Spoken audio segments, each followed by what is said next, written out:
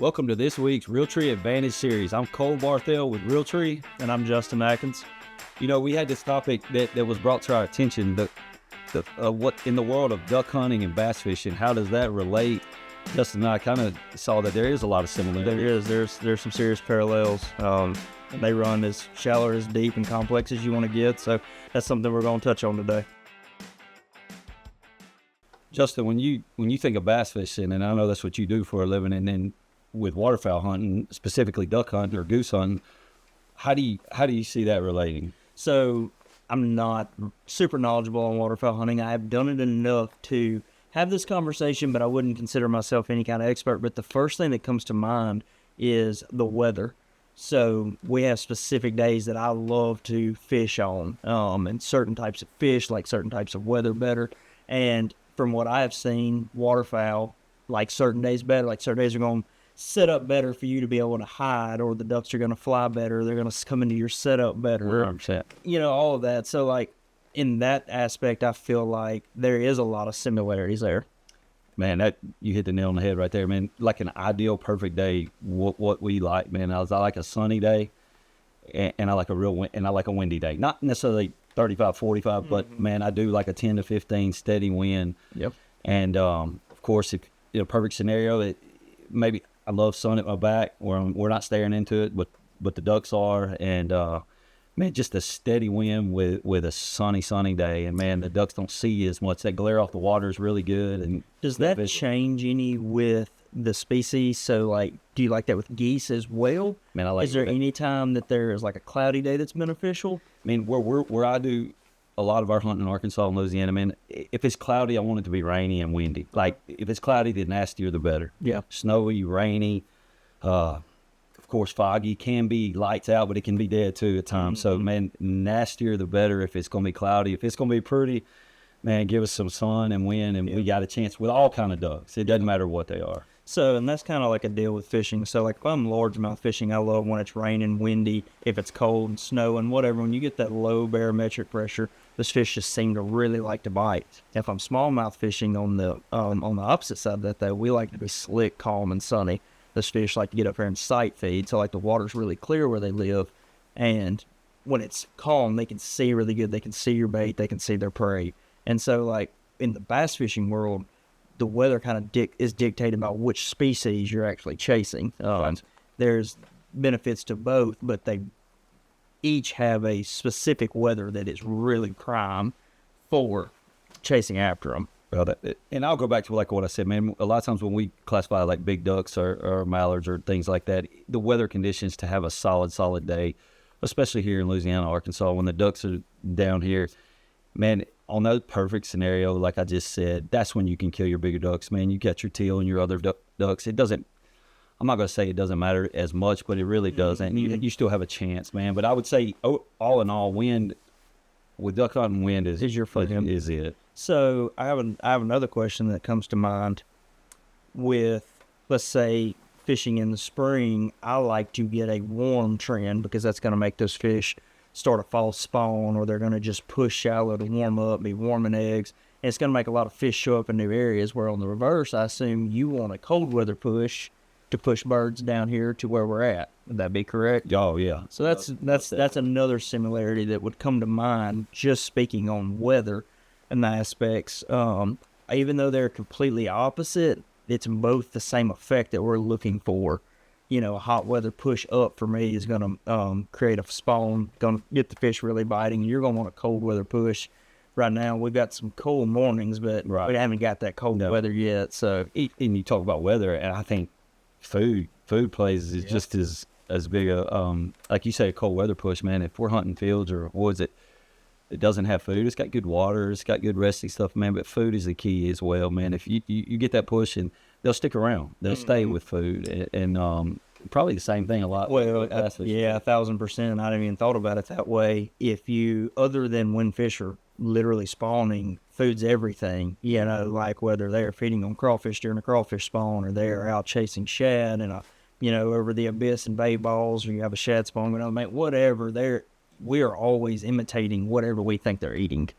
Right. And so having a good food source for duck hunting is a huge thing, and then having a good, being on top of whatever food source the bass are relating to is a good way to stay on top of, where the fish are. Right, right. And we talk weather and you talk food. If you had to pick one, I don't know if you can, but even with us, man, food is it. Food's king. Food is king. It is what it is. You mentioned a while ago, you said, dude, I'm not a huge fisherman, but you mentioned like cold weather. Like, I'd rather cut my grass than go fishing when my hands are cold. I'll pick up decoys, hunt, deer hunt, duck hunt, anything there is. But when it's cold, man, for some reason, fishing is the last thing on my mind. So I give it to y'all who go out there and do that in the wintertime and all that. Hunting, it doesn't faze me. Yeah. I don't wear gloves. I can't stand wearing gloves or anything. But we always start early in the year, and it takes a little bit for my hands to get used to it. It's a different deal when they're constantly wet all day. But it's just amazing that it doesn't matter how cold it is. There's always an early morning bite.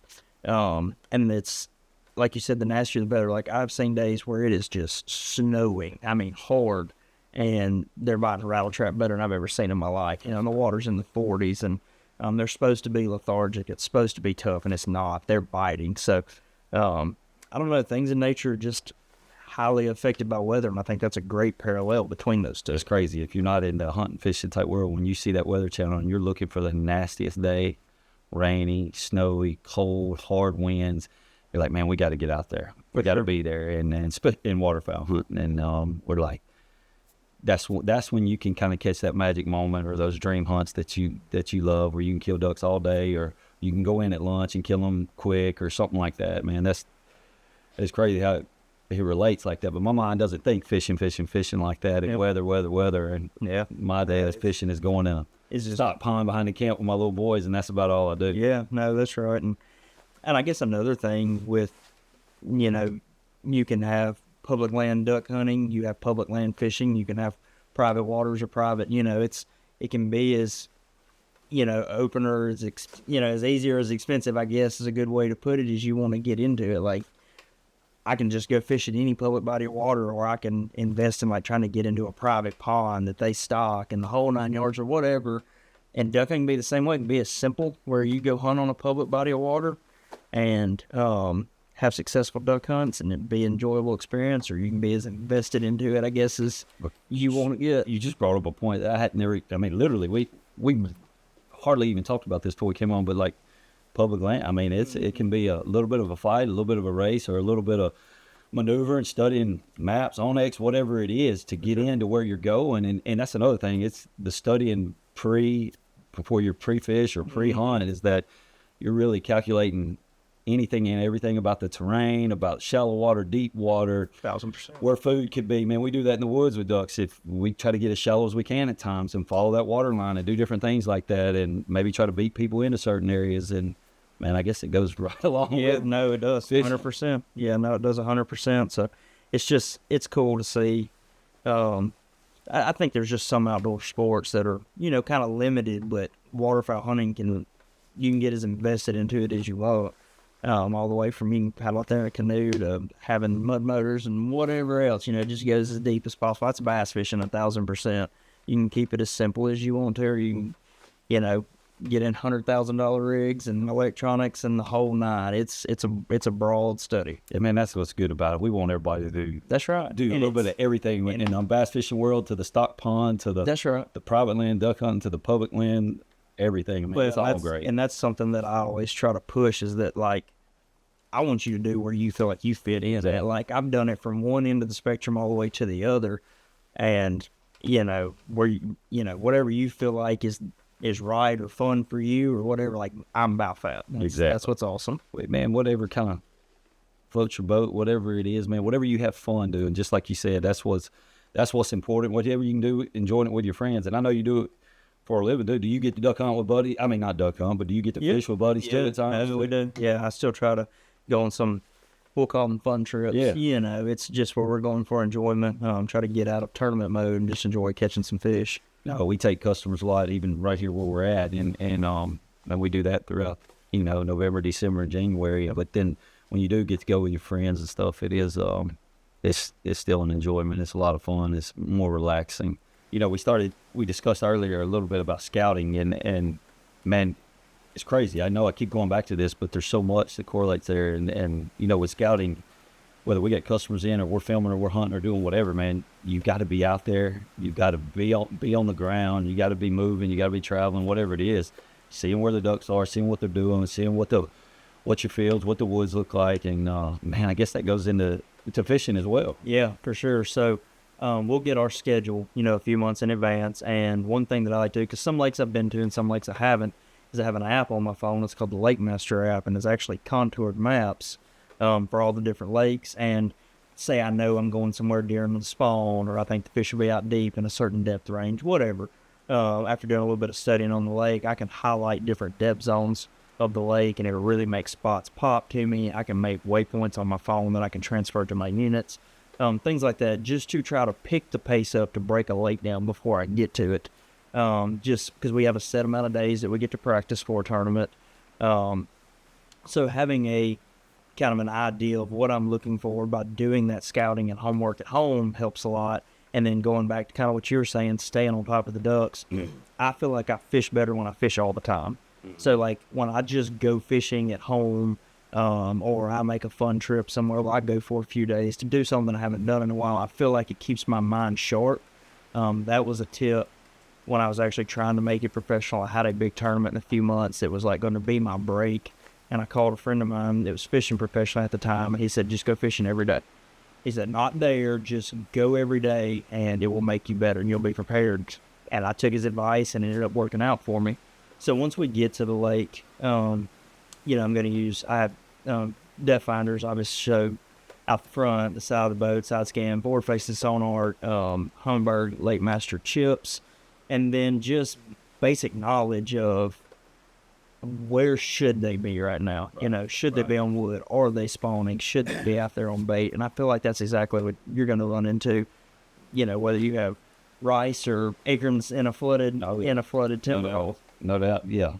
My wife probably wouldn't agree with you when I tell her that. She doesn't tell me to go every single day. Yeah. Mine doesn't tell me to go every she's really good about it, but she probably wouldn't agree with that. She's probably like, oh, you're fine just like you are.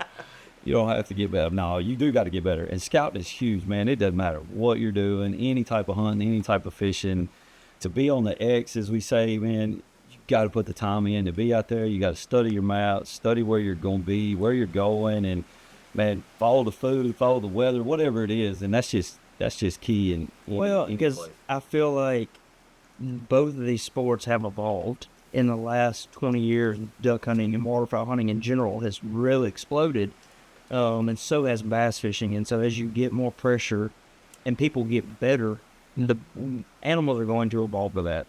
That's just nature's natural way of taking care of itself. So there's always an edge in fishing, and it seems like there's probably always an edge in waterfowl. Like something you can do to just be better than the next guy, to be successful for your clients or be successful in the tournament to provide for my family. Either way, one thing that is also a big deal in fishing, because I fish on a time frame. So I have, 8 hours from the time I leave to the time I get back. I have to be very precise about how much time I waste when I don't feel like it's being productive. So what's a sign for you? Like, when do you pull the cord? You decide to make a move, or this isn't working, or make a change? What are some things?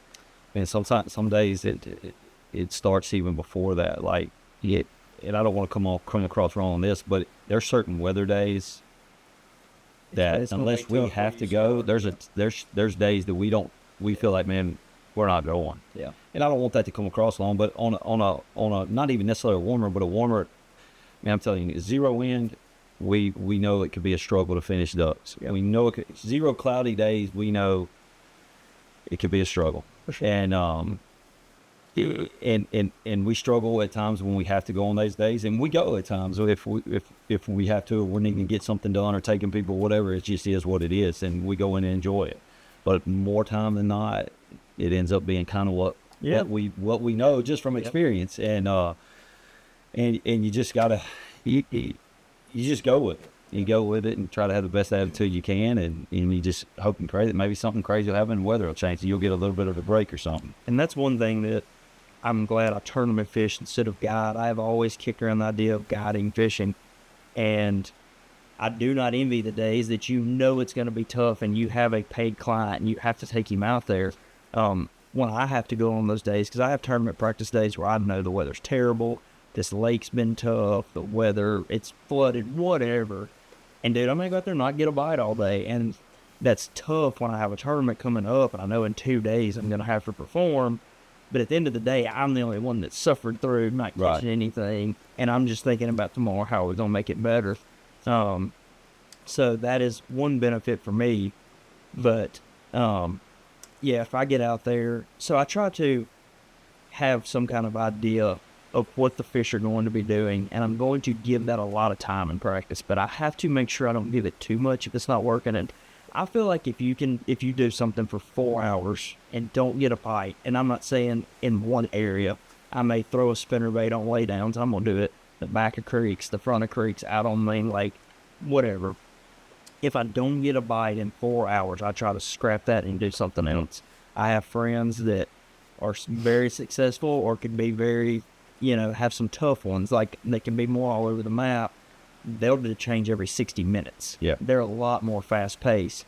I feel like sometimes they get on the best deal going, but I feel like sometimes if it's a little bit of a struggle, they miss that grinder bite, that deal that's just going to be like, hey guys, we may have to sit out here to lunch today to kill a limit instead of we're going to have a barrel murder and it's over at 7:30. And a lot of that goes down, but I would shrink the time down a little bit, man. We don't always give it 4 hours. And a lot of times we don't like to hunt past 10, 12, if we're in certain areas. In a lot of public land, you can't hunt past a certain time. So, man, we're not fortunate enough to give it 4 hours sometimes. And I'm not saying we know in the first hour, but sometimes we can tell, hey, we've got to move. The ducks do not want this spot. They're here, but they're hitting here. We got to change. Wind's changing.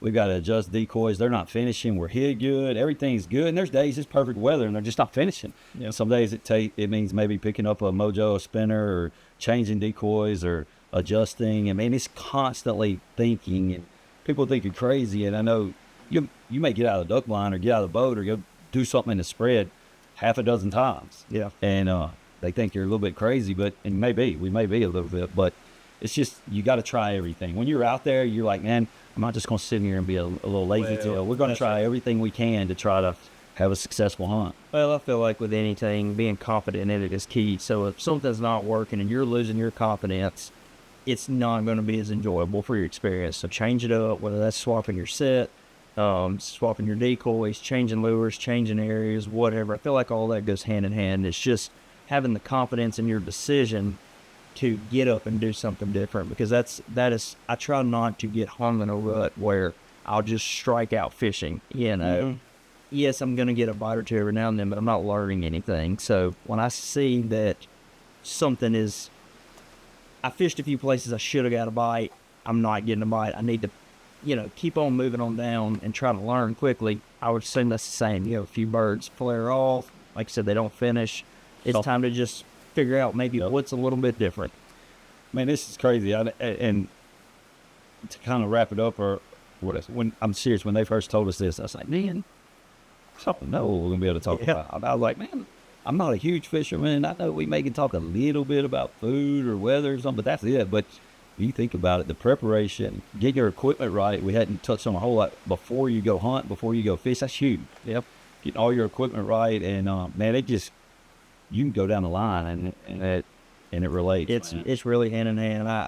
I'm really impressed at how many similarities we did come up with waterfowl hunting and fishing. And I don't feel like it's just hunting and fishing in general. I think bass fishing and waterfowl hunting are very similar in just, like I touched on earlier, the growth of their popularity, right down to the equipment you use, how you prep for it, the whole nine. So that was a really interesting topic. And we're going to have to get you out here and go duck hunting now. Absolutely. I can't wait. All right. Well, good. I'm glad you're on today.